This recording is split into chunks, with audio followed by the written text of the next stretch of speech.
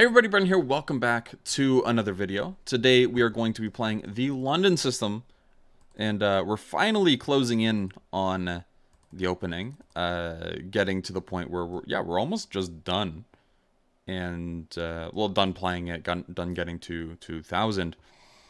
So yeah, we still have a little bit more to do. I think H3 is fine. It's not really necessary because yeah, like they could play bishop d6, and then it's like, why did I play it? But I think we'll be fine.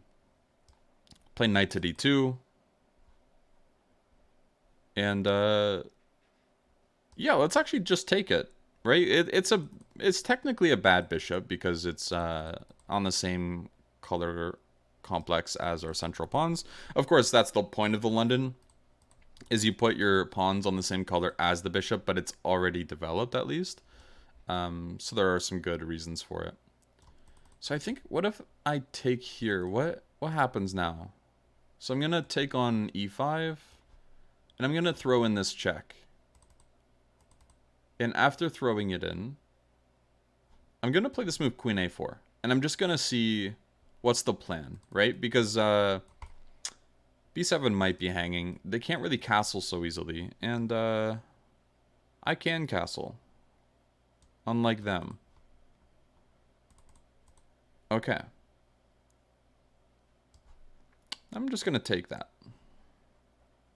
So they actually have a hanging pawn structure, and well, they have b6 as well, but it's mainly this pawn right here that I want to end up playing against. So the more pieces that come off, it does not hurt our position whatsoever, as long as we can get play against this d5 pawn. So one way we can do that is by playing this move rook d1, and we're already threatening c4, or even queen c4, forcing them to take. Yeah, so I think c4 here should offer us an advantage, unless I am incorrect on that. And the whole point is, after taking, if they play knight takes, you have e4. And yeah, I guess knight b6 is playable, which is important, but let me think. I think c4 should be played anyways. And then, again, we're just trying to exploit this whole complex. We can take now. And then if they take on b2, we go rook b1. And their queen's almost trapped. We can then take on b7, or we can try pushing or something. But I do like taking this pawn quite a bit, because I'm gonna play moves like e4 as well. So maybe I should play rook to b1 first. I might not take the pawn, but I do think e4 would be nice to throw in really quickly. So queen c3. Actually, one thing I can do here is I can just play rook c1, force them to d3, and then go rook d1 just to get a couple tempos in. Doesn't look that bad.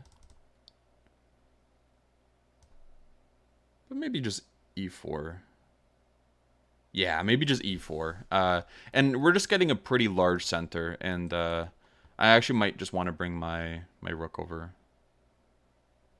to e1 here. I could also play rook d1 at some point and see if I can play rook c1. It doesn't look like they're getting trapped at all, though. Which is important to kind of recognize here. This pawn is hanging. Are they going to spend time defending it? I'm not so sure if that's the best idea. If they do, I'm just going to play rook e1.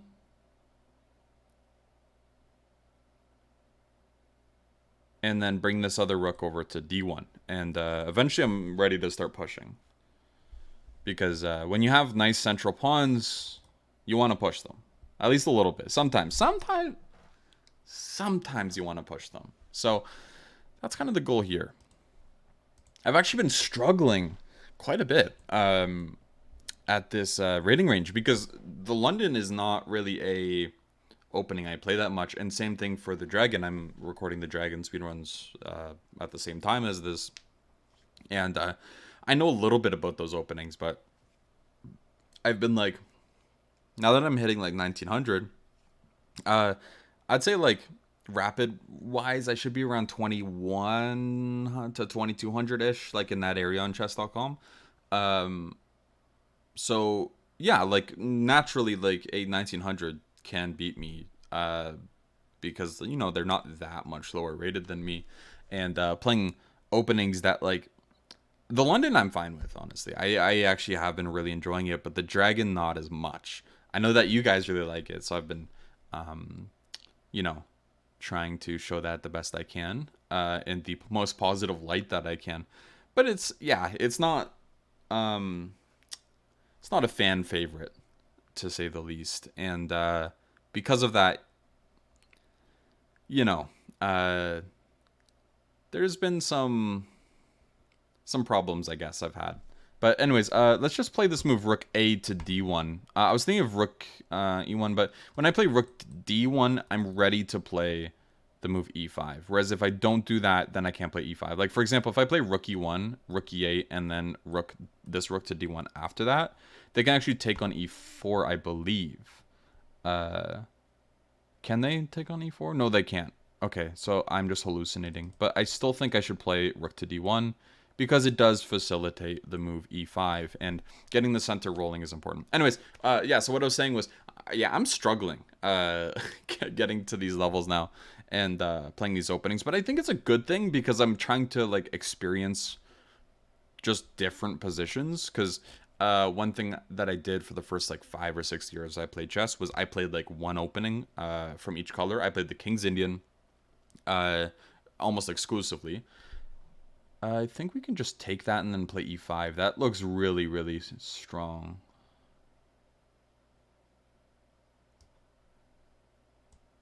Yeah, let's do that. And then E5. So yeah, I played like Najdorf / Carol Khan for the first like 4 or 5 years as well, and I played E4 exclusively until like this year. So that was like, yeah, it's weird because like, yeah, I still know some things about these openings because I've either studied against them or just like, you know, I've looked at a lot of master games, but it's like it's tough. It's tough out there, you know? So I'm trying my best. I'll just put it like that. I'm trying my best. So let's play Rook E1. Just kind of keep the center intact. I could play some sort of E6 at some point, but I don't want to overextend anything. What I actually want to do is play this move Rook E4.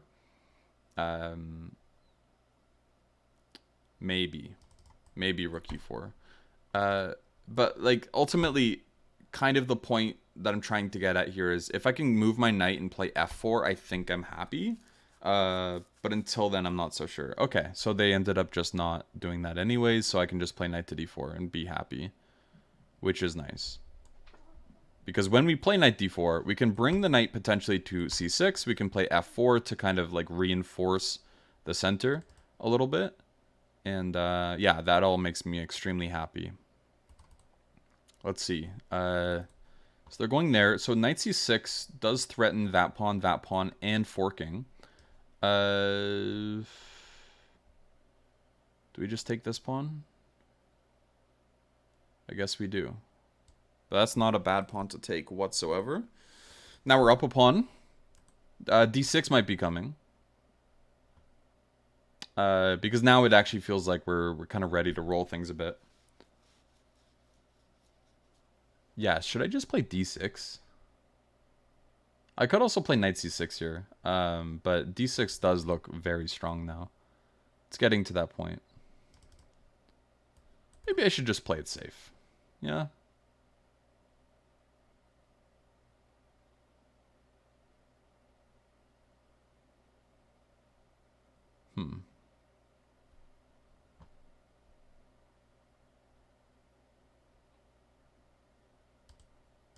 But also D6 is just, it's a very pretty move to see. Because it just causes a lot of problems for the opponent to deal with. I think I'm just going to play D6. And the reason why is because I'm looking at F4, F5, and then maybe E6, right? And imagine just getting 2 pawns on the 6th rank like that. It's the game's just over. You don't really have to look at anything further. So, yeah, let's play f4. I'm not sure exactly what they're gonna do. If they play like f6, I have knight c6. And another thing I'm doing is I'm trying to wait them out a little bit, because it's not really so easy to kind of make decisions for them, isn't it? Okay, let's play f5 actually.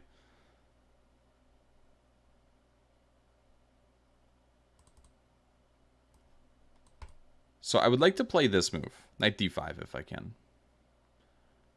And the idea of knight d5 is I'm threatening knight c7 just so I can help play this move e6. It's very weird, but I don't see how they can stop it. I thought that this move was necessary because, how do I explain this? Like f6 I can play e6, right? So it's just defended, and g6 I can play g4. I guess it's not that hard to explain, so never mind. Yeah. Anyways, big plan now is just to bring the knight to c7 and then play e6. It's a very straightforward plan. I don't see another way to get this knight involved, maybe other than like getting it to f4, but that seems a little bit harder to do correctly than just bring it to c7, where it also gets a tempo, right?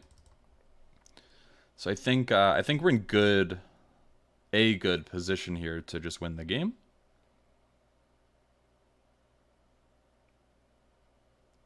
But we'll have to see. It is still possible to lose a game, right? Don't let your guard down just because it's winning or close to winning. There's always tricks. If Eric Rosen has taught us anything, there's always tricks. Okay. They're still thinking. Yeah, I'm not really sure what they could do. I guess like g6 is an interesting try, but I'm just gonna play g4. And I guess after g6, I could also just play knight to d5, couldn't I? Because I'm just threatening knight f6. Alright, let's play knight to d5 now.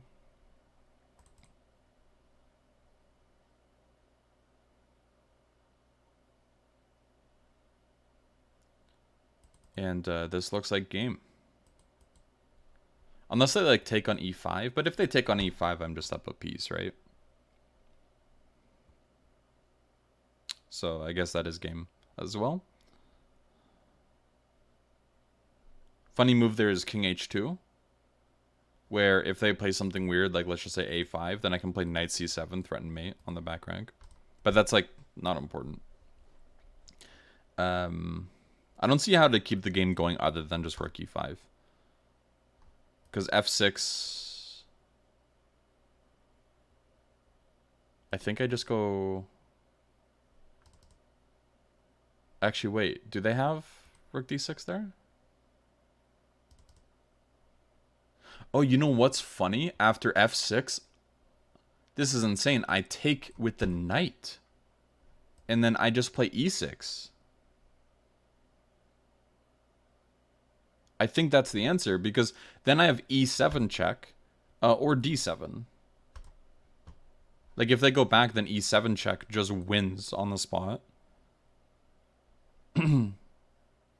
Okay. And then if they take on e6, then I just regain the piece. And if they go here, then...